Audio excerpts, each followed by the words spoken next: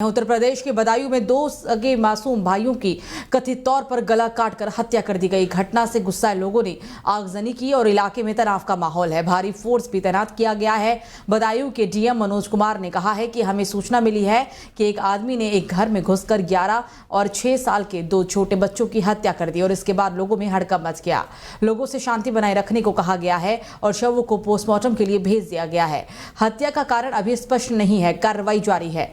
तो वहीं इस मामले में डिप्टी सीएम केशव प्रसाद मौर्य ने सोशल मीडिया एक्स पर पोस्ट किया है, सपा ने नैतिकता नाम की कोई भी चीज नहीं बची है तो बदायूं मामले में राजनीति ना करे।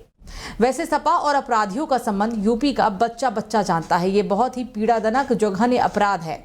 2 अबोध बच्चों की निर्मम हत्या कर दी गई। पुलिस कार्रवाई कर रही है। लोगों से शांति और धैर्य बनाए रखने की अपील की गई। तो वहीं इस पर कांग्रेस प्रवक्ता अंशु अवस्थी का भी एक पोस्ट सामने आया है। उन्होंने कहा है कि इस घटना पर अपना बयान दिया। आचार संहिता लगने के बावजूद भी जिस तरीके से अत्याचार दिन पर दिन अपराध हो रहा है, बदायूं की घटना ने एक बार फिर से शर्मसार किया है। क्योंकि कारण है, जिन आपराधिक प्रवृत्ति के अधिकारियों को संरक्षण भाजपा ने दिया था, वही तो आज पदों पर बैठे हुए हैं। उत्तर प्रदेश के मुख्यमंत्री जी कहते हैं कि अपराध समाप्त हो गया। वो अपराधियों की जाति और धर्म देखकर बुलडोजर चलाते हैं, लेकिन अगर ईमानदारी से उन्होंने अपराधियों के खिलाफ कार्रवाई की होती तो आज बदायूं जैसी घटना का जो सामने इतनी दुखद घटना हुई वो ना होती। तो नोएडा प्रेस क्लब में भारतीय किसान यूनियन मंच प्रेस कॉन्फ्रेंस हुई और प्रेस कॉन्फ्रेंस के मुख्य उद्देश्य संगठन विस्तार करना था। साथ ही भारतीय किसान परिषद को छोड़कर सैकड़ों किसानों ने भारतीय किसान यूनियन मंच की सदस्यता ली। सदस्यता लेने वाले अधिकतर युवा ही किसान थे। भारतीय किसान यूनियन मंच के राष्ट्रीय अध्यक्ष सुधीर चौहान ने कहा कि भारतीय किसान यूनियन मंच की कार्यशैली और ईमानदारी को देखते हुए ये सभी किसान भारतीय किसान परिषद को छोड़कर यूनियन मंच में शामिल हुए हैं। भारतीय किसान यूनियन मंच क्षेत्र की समस्याओं, किसानों के हक और हुकूम की लड़ाई पूरी ईमानदारी के साथ लड़ता रहेगा। सुधीर चौहान जी से भी मैंने इस पर अवगत कराया कि सबसे पहले हमारी जो 2 समस्याएं, एक तो रोजगार और एक हमारी बिजली की जो समस्या हमारे क्षेत्र में चल रही है ग्रेट नोएडा में, वहाँ से पूरे दलकौर क्षेत्र तक पूरा उसने कवर कर रखा है। वही कंपनी ऐसा लूटने का काम कर रही है, किसानों को शोषण करने का काम कर रही है, तो उसके खिलाफ हम मोर्चा खोलेंगे। बिल्कुल कतई निश्चित कर लिया जी। बहुत सोच विचार करके सब लोगों ने विचार करके गांव-गांव जाके लोगों के उस पास बैठ के जब विचार ये निकल कर आया है कि अब हम लड़ाई लड़ेंगे। और बहुत सारी समस्या होती है किसानों की, मुझे पता है।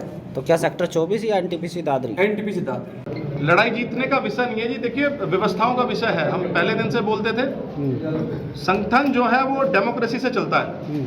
और हमने अभी जैसे थोड़ी देर पहले एलोबरेट किया था कि शायद भारतीय किसान यूनियन मंच पहला संगठन है जो डेमोक्रेटिक वे में चला है। तो हमारी कुछ पॉलिसीज है, कुछ तरीके हैं काम करने के, जिनसे वो लोग हमसे इन्फ्लुएंस हुए हैं। और ऐसे साथी हैं जो जुझारू हैं, जिन्होंने हमें देखा है, हमें काम करते हुए देखा है, हमारे पूर्व में साथी रहे हैं। तो उसी के क्रम में आज ये उन्होंने ज्वाइनिंग की है, वो यहाँ आना चाहते हैं। उनको पता है कि हमें एक किसान नेता के रूप में एक संगठन को चलाना है, एक ग्रोथ के पार्ट पे जाना है और अपनी चीज़ों को एस्टेब्लिश कराना है। तो यूट्यूबर और बिग बॉस OTT 2 के विजेता एल्विश यादव मामले में नोएडा पुलिस ने ईश्वर और विनय नाम के 2 आरोपियों को गिरफ्तार किया। एल्विश यादव की गिरफ्तारी के बाद पुलिस की जांच और भी तेज हो गई है। दोनों आरोपी हरियाणा के रहने वाले बताए जा रहे हैं। नोएडा पुलिस ने 2 दिन पहले ही एल्विश यादव को भी गिरफ्तार कर लिया था। सांप के जहर मामले में एल्विश यादव से लगातार पूछताछ जारी है। नोएडा पुलिस के अधिकारी ने कहा है कि एल्विश यादव पर दिल्ली NCR में पार्टियों में मनोरंजन के लिए सांप का जहर उपलब्ध कराने के आरोप में 5 लोगों के साथ मामला दर्ज किया गया था और इस संबंध में एक पशु कल्याण कार्यकर्ता ने शिकायत भी दर्ज कराई थी। पुलिस ने